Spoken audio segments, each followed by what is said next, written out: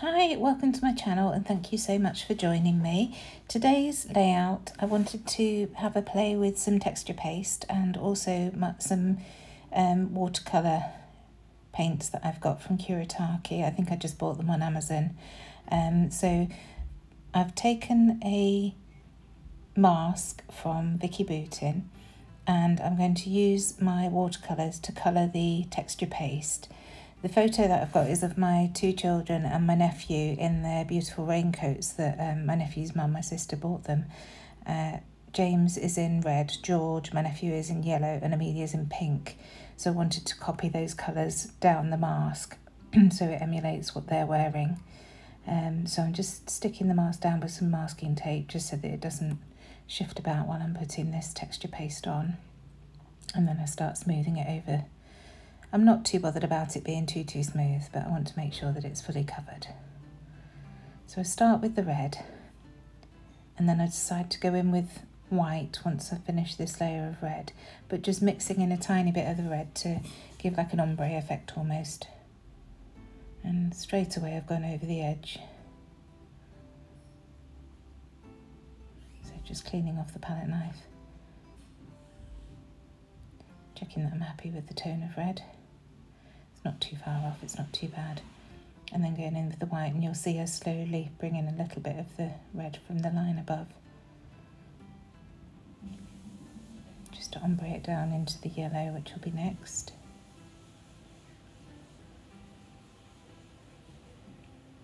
I really like the effect that gives. So now just cleaning off my brush and then going into the yellow paste. These are pearlescent watercolours and they give a really lovely effect. Not too shimmery, but just a little bit of shine. You'll see it in the photos at the end.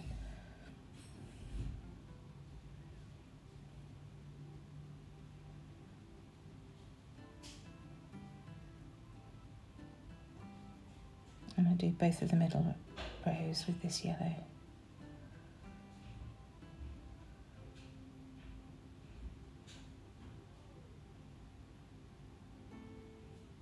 Again, just making sure that everything's covered and smoothish.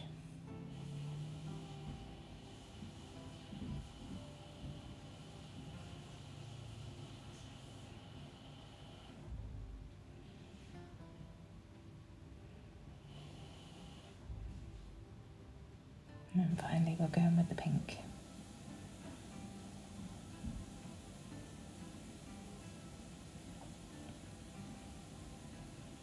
Now I'm fairly new to texture paste, so this is all trial and error. I got the idea, I used a mask a couple of months ago with my white texture paste, hoping for a white, but the mask still had some ink on it from previous use. I hadn't cleaned it very well, and it gave a beautiful sage green to the texture paste, so I thought, oh, I wonder how it will work mixing in paint, and it's worked quite well. You could use ink or anything really. And you'll see when this is dried, I actually go over it with the watercolours. But I think if you just painted the texture paste, you wouldn't get the same depth of colour that you get by actually colouring the texture paste to put down. And here we go, and you can see I've gone over the edge, so I just scrape up those bits. Because I don't want the texture, it doesn't matter if the colour's there, because like I say, I'm going over it with the watercolour anyway. But I just didn't want the texture paste to be on there. So there we go, it's dried, and you can see it gives a really lovely effect. And now I'm just going to go over with my watercolours, just soften the edges.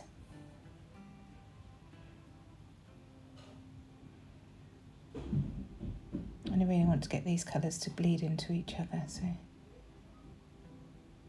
start with the red and then I'll move on to the yellow, but just mixing an ever so slight orange in between. And I think, yeah, I don't go all the way down on this, just so that I can go in with the yellow afterwards. And there we go. And this is what I love about watercolours, they're so pliable and translucent, so you can go over and mix and change the effects.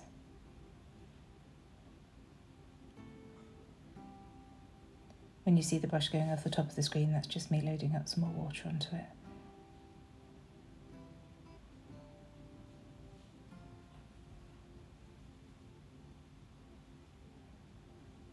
again, just bringing the yellow down a bit into the pink before going in with the pink.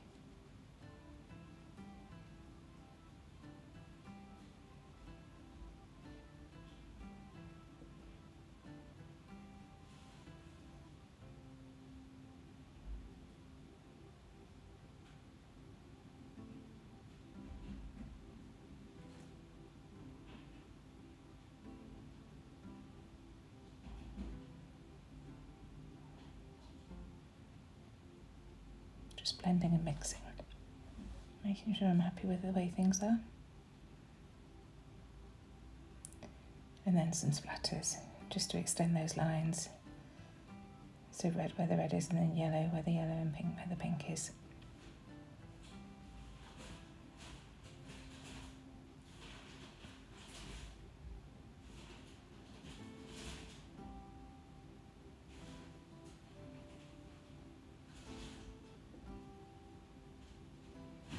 Cleaning up, managed to smudge a bit and checking that I'm happy with the photo.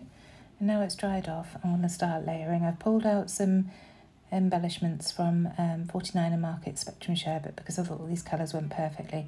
There aren't many reds in there, but plenty of pinks and almost red tones and lots of yellows, so they were perfect. And now I'll spend the next, what felt like 2 hours, just messing and trying to work out exactly where everything would go. The photos were matted on white cardstock, just a thin border around, and then I've used a smaller piece of black just to make it pop a little bit. And I was really happy with that effect. The photo is quite dark and quite grainy. It's from 2011, so it was a good while ago now. But all these bright colours really go well against it. I just love 49 and Market. It's definitely been the, for Hayley the Magpie, the shop that I own, it's definitely been the biggest seller of this year. I think everybody's just fallen in love with it. So all these pieces are from the various bits, the laser cut elements, the die cuts,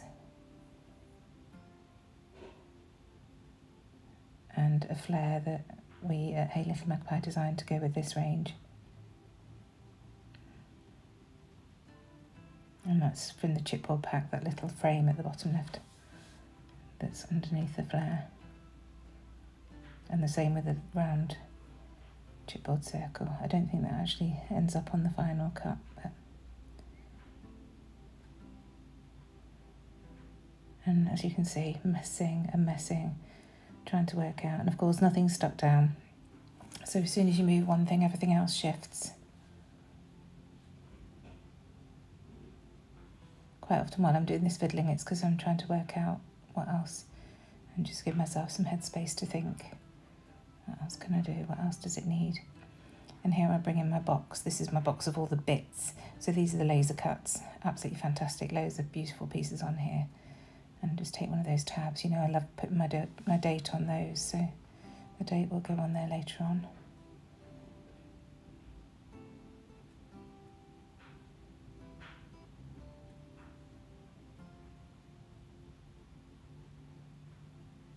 And then I pull out this piece because I think I want to put some journaling somewhere. So would that work? But it just covers up too much of the background that we've worked so hard on creating. So that doesn't make it either.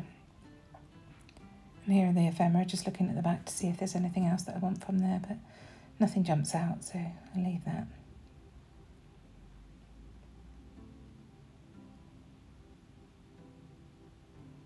Again, just messing, think what else could I put there?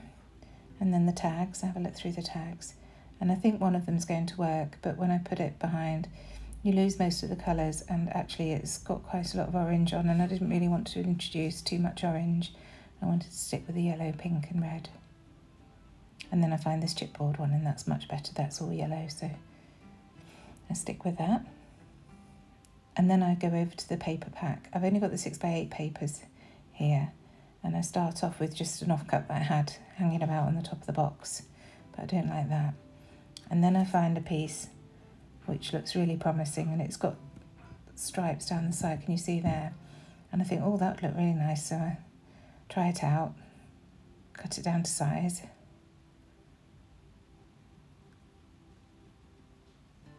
Fiddle about a lot.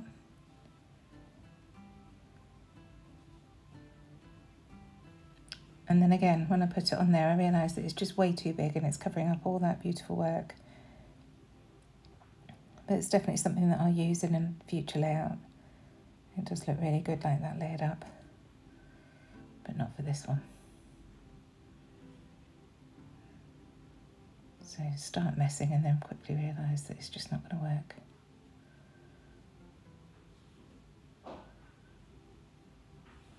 And away it goes.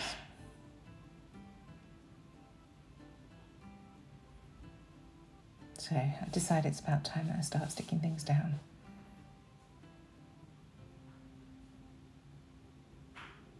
Just start layering the mat, the photos on, adding pieces around.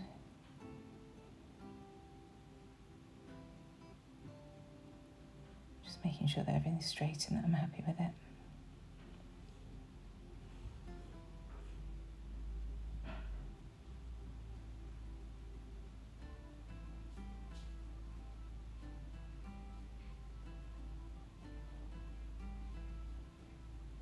So I layer as much as I can onto a mat around the photo, just so that when things are in place I can move those around the other bits, or slut other bits underneath.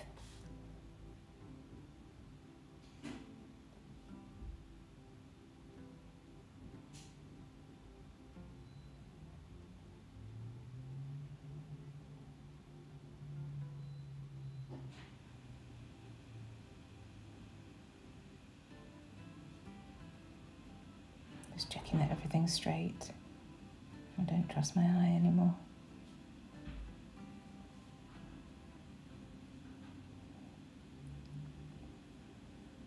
And slowly sticking.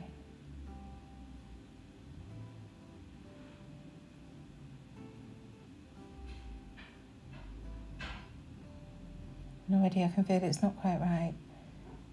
Probably need to put some foam behind photo to lift it up a little bit, because all these layers underneath are going to make matting very difficult.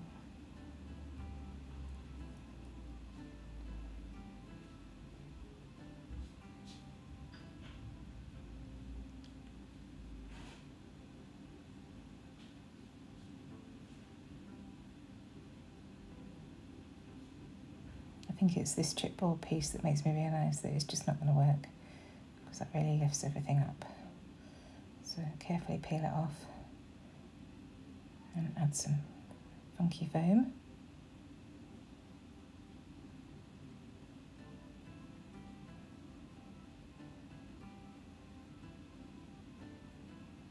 That's much better.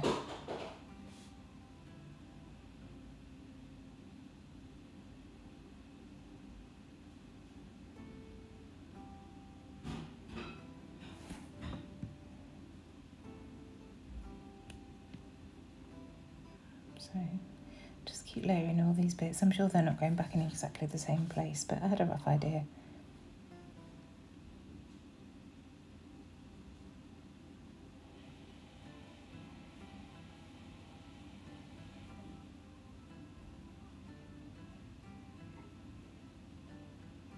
Fiddling and buffing, trying to work out exactly where things go.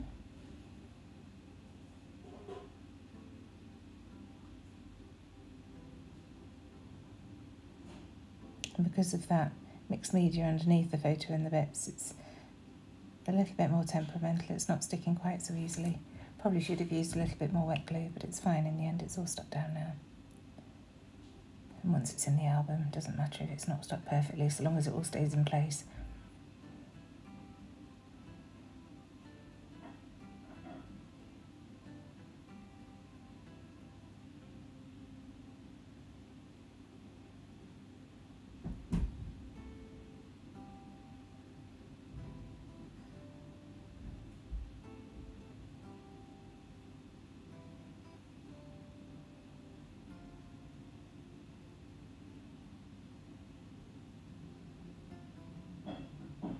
Going back to that chipboard piece.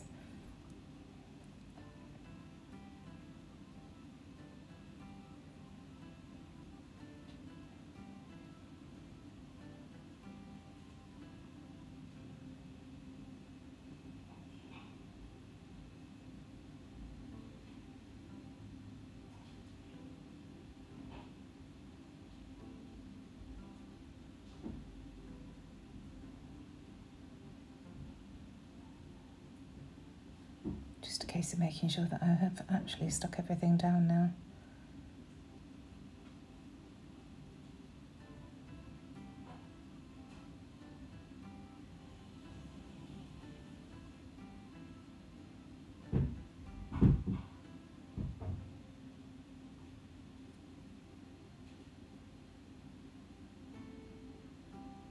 Still trying with that chipboard circle, but it just isn't quite right. I think it's not quite the right colour and it's very chunky with the other few bits of chipboard that I've got there. I just couldn't get it to work. So I'll just leave that off in the end.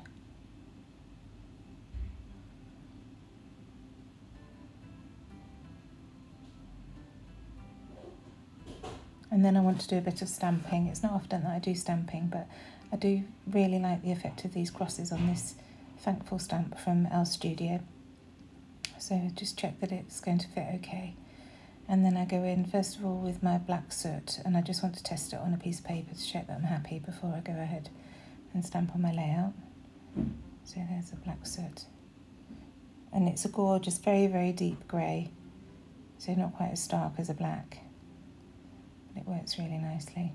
But of course, because we've got all that chipboard there, I'm worried that I'm not going to be able to get it quite on. So I have to manipulate exactly where the stamp is to be able to do that. And there we go.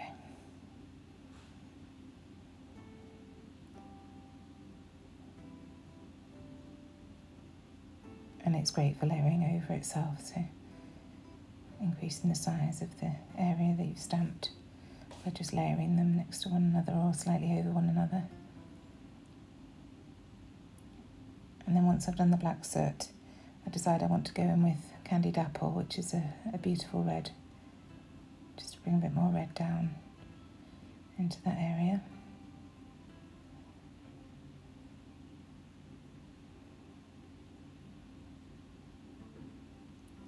And then I go in with my Antique Linen, which is a lovely muted yellow.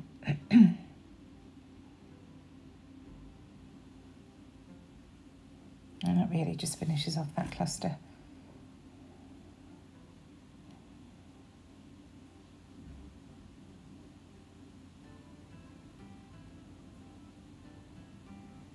And now in with the journaling.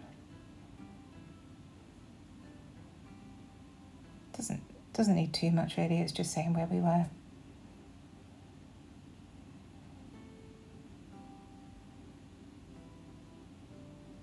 And although it doesn't look like it because it looks so dark and gloomy, this was actually 21st of August, so the height of the summer on a beach in North Wales. But they were determined that they wanted to go and see the sea and do a bit of exploring, so who are we to stop them? I think we'd just been out for a pub lunch as well, so Amelia's got a beautiful dress on, but we always went prepared. So the date going on that top tab. And then just adding a few more stamps